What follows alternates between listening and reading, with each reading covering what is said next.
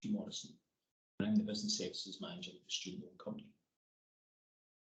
I'm going to talk briefly about what we, the student-owned company, have been doing in preparation for the trial, and about what those joining the trial should do in their interaction with SLC. We began by thinking about what information and guidance would be needed for those that may consider taking a loan to fund the tuition fees for their short course. So for this, we carried out a number of research sessions with people who are currently working but are thinking about upskilling or reskilling, those that are currently unemployed and looking to reskill, and young people looking to make a choice between employment and continuing their education. The feedback on what people were thinking on the courses, it was, I need assurances that the course that I plan to take will help me progress in my career or help me find a job. I need to know the qualification that I gain will be recognised by employers. And flexibility, it was about knowing that the course they choose will be flexible around their existing commitments so they can balance the two. And about understanding the long-term commitment to study and the impact on their finances if they do a short course. On guidance, the key thinking coming out was that the information needed to be tailored to their personal circumstances. They needed to understand what funding is available and how this will be paid.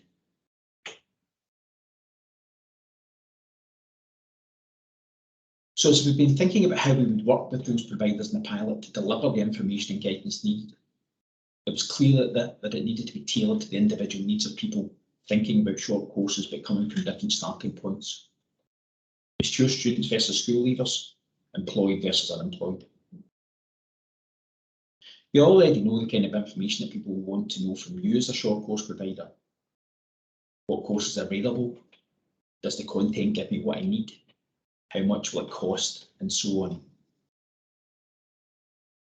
When it came to information about funding, as this was a trial, and therefore funding will only be available to a small targeted group of students, we will look to those providers taking part in the trial to work with us and play a key role in sharing information and guidance on funding with their students. We want to avoid encouraging people to apply for providers which are not part of the trial, or to accidentally apply when they should be applying for funding for another type of course. So we'll ask you to help share information on areas such as explaining the purpose of the fee loan is to pay for part of the tuition fee if they need it, how and when the student can apply for the tuition fee loan, and a broad outline of the concept that the loan is repayable.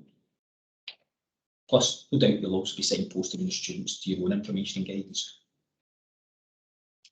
SLC's funding information account managers will work with those in the trial to offer close support in this area and to share with you the guidance and that SLC will produce to signpost where it can be found. On the provision of data, if submitting a bid, we would ask that you think about your responsibilities for the provision of information and data to SLC under the OFS's regulatory framework and commit to this as part of your bid.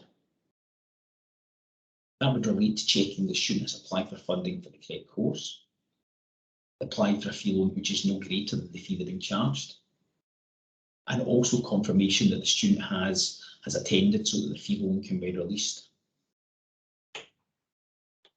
The requirements around timeliness and accuracy of sharing this information will be incorporated and detailed in our SLC provider service standards.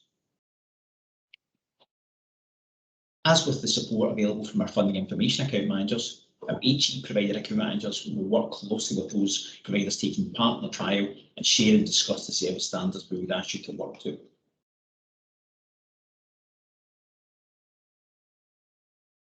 For those familiar with SLC systems, changes have been made to these systems to support the capture of short courses. For CMS, you'll be able to add the short course to a course management system, and then you can add as many instances or intakes of this course as you need to under that umbrella.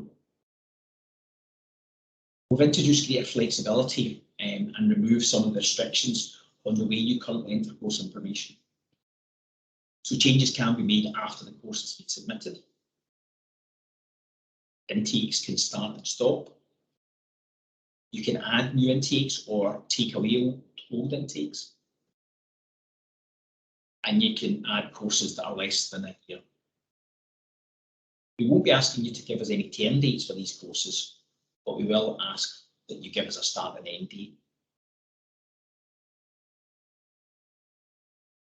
Student loan application data will feed into the Student Information Service in the normal way. So that will allow you to see which of your students have applied for funding from SLC. Although it should be noted that students may apply for tuition fees close to course start date, which will be different from current practices. An attendance confirmation will be required to release the tuition fee loan, but attendance will be confirmed through SIS in the normal way.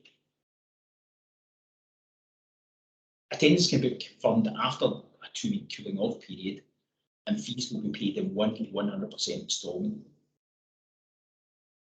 And we will provide payment remittance files as normal. When thinking about taking part in a trial, we'd ask you to think about how you currently manage the administration of these kinds of courses.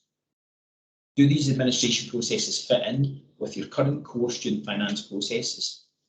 And if not, will you be able to adapt them? Our provider HE account managers can provide training support if you have teams or individuals which need to be trained in the use of SLC systems.